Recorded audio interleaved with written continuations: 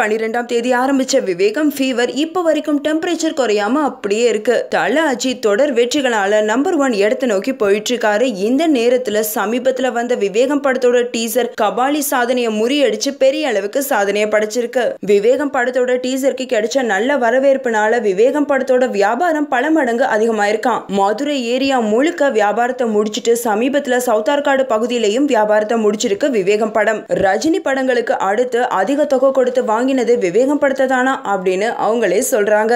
இந்த நியூஸ் உங்களுக்கு பிடிச்சிருந்தா லைக் அண்ட் ஷேர் பண்ணுங்க. உங்க கருத்துக்களை கமெண்ட் பண்ணுங்க. மறக்காம நெட் டிவி ஃபார் யூக்கு சப்ஸ்கிரைப் பண்ணிடுங்க.